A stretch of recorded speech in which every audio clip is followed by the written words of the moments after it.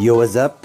Bumili na tayo ng mic, no? Para sa ating cellphone para medyo klaro yung ating pagsasalita dahil yun nga, maingay masyado ang mga manok. Problema dito ay hindi ko pala na-i-on yung mic.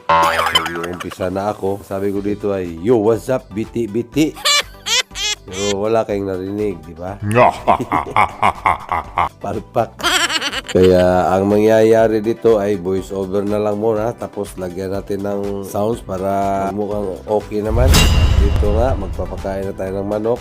Medyo malayo. Alam ko, sa isip-isip ko ay narinig nyo pa rin ako. Ito banda ay nagsasalita pa rin ako. Kaya kung anong sinasabi ko dyan, hindi ko na matandaan. Dahil wala tayong videographer, kailangan natin ng mic. Alright, ito na nga, tuloy-tuloy lang at tapos na tayong nagpakain yan. Tapos ngayon, pinapakita ko kasi bala ko na namang mag-out nitong mga to dahil ang dami na nating sisiw. So ito, pinaliwanag ko na naman. Ito yung ating 9 months na bulik, bulto ang katawan. Nag-seal stock na ako niyan para mag-mine.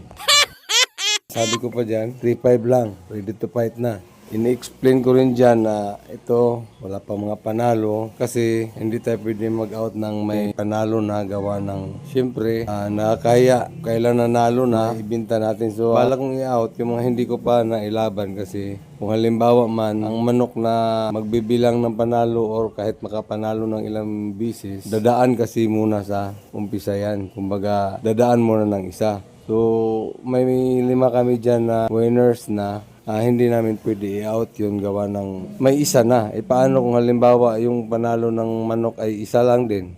Kawawa yung makabili. Kung halimbawa sa akin lang kung ako ang bibili, may i-offer sa akin na 3 times winner na to, 4 times winner na to. So, hindi pwede. Kasi ang gusto ko, mula umpisa, ako ang maglaban. So, mag-count ako from 1. Kung hanggang ilan ang kaya ng manok. Paano kung hanggang 3 lang yung panalo niya tapos saka mo binili, paglaban mo, tigok.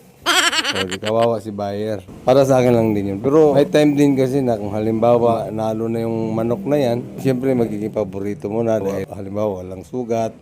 Saka sarap hawak-hawakan din pag may panalo na. May 5 na magkakapatid na ganyang edad na pwede na ilaban. Which is yung 2 naman ay nagbugbugan. So, ang available yan is 3. Ang video na to, nag-try sana akong mag-alok kung sinong gustong bumili. Pero, yun nga, wala na naman siyang sound. So, ibig sabihin, baka ayaw talaga mag-out ng mga manok. So, kung halimbawa, hindi man siya makuha, ilalaban pa rin natin. Maglalaban tayo.